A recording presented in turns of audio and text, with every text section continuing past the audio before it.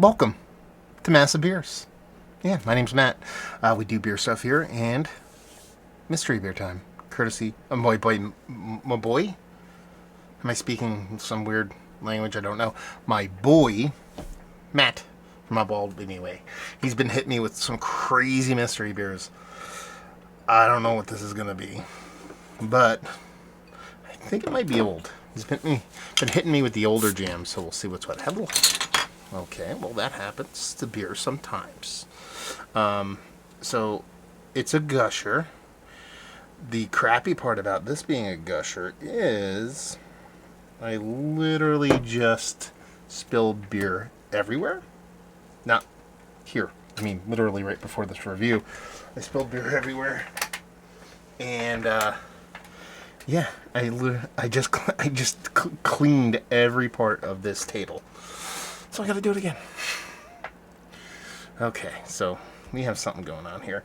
I can't get up right now to go get something to clean this off because I don't have pants on, so I can't get up. So I don't know what to do. Do you have any kind of towel? Oh, look at what we have here. Random paper towels.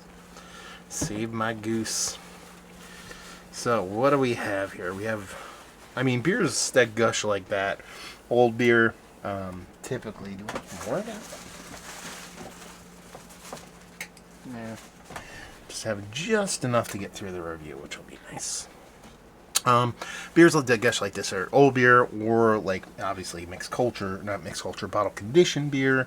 It doesn't smell like anything like it. I should be wafting all kinds of different notes of random things right now, but I'm not. I'm just not really smelling much of anything, so I'm just kind of curious what's going on. What's left of that beer is kind of like old hazy IPA as far as look goes. It could be a bunch of different things, but it really does have old IPA look to it. See if we get a nose.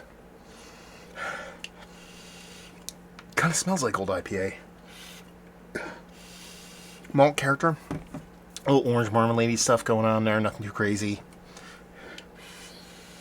A sweetness, kind of like almost like a crystal malty kind of sweetness. So it could be like a Belgian IPA with some time on it, because there is like a hop presence here, but it's very, very old, very, very aged kind of hops. Surprisingly enough, though, not a ton of oxidation here. With that carb, that had a really good seal on it. So doubt there is much outside of age.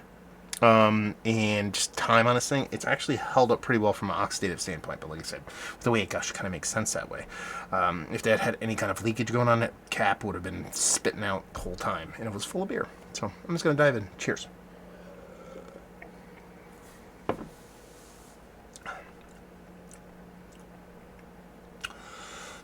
Yeah, I think it's just somebody's old Imperial IPA.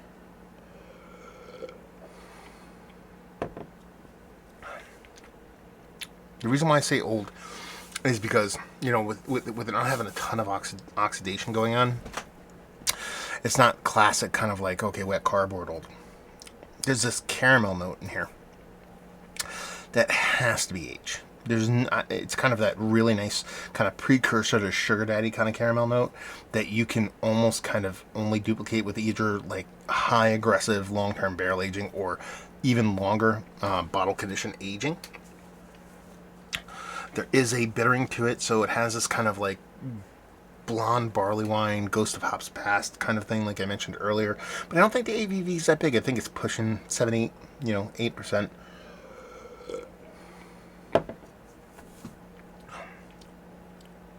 That's it. There's really not much else to it. Let's put it this way. If this isn't aged, it's somebody's Belgian triple, hoppy Belgian triple. But I think it's some European brewery's take an American version of an IPA that has like 8 years on it. So let's see if we can get through this soggy mess. Actually, I should be able to just tear this off because of how wet it is, right? Just pull the top part off and then drop the bottom off. See? It's called science. Man, I might have to clean again. Oh. Blanca de Moggy Agave White Ale, 7%. So we're close on the ABV. So this is an ale brewed with agave, coriander seed, and orange peel. Okay. It's Cerveza Monstro de Agua. Water, barley malt, agave hops, orange peel, coriander seeds, white yeast. Maybe that's where I was like, kind of like, okay, Belgian, you know, because it had those kind of Belgian-y sort of flavors going on. It's a Be United import, and I actually don't know if it's all that old, to be honest with you, because I don't see any kind of mark ring on this. It has a OTF date. I don't know what that means. I don't see anything on the cap. Yeah, it's, you know, let's put it this way. I see this beer, and I don't remember seeing this beer at Matt's shop, Westmere, up in Albany. I saw this. I might have actually bought it because it's kind of intriguing. I like the label. The label's very cool. Let me move my mouse out of the way. You know, the label's very cool. And when you get these kind of unique product of Mexico beers that I've never seen before, it usually kind of gets me all hot and bothered. It's fine. It is what it is. It tastes, like I said, it tastes like an old IPA, but without oxidation. Like I said, that coriander, that orange peel, all those things, I think is what was giving me this kind of Ghosts of Hops Past kind of vibe to it. Interesting beer. Slightly negative experience, being that it gushed all over the place, but them's the breaks. Now, Matt, if you knew this was going to gush and you didn't tell me, shame on you, buddy. That's all I got, man. I don't know what else to tell you. It's not a fantastic beer. It's a fun experience. It's a mystery beer. It's great.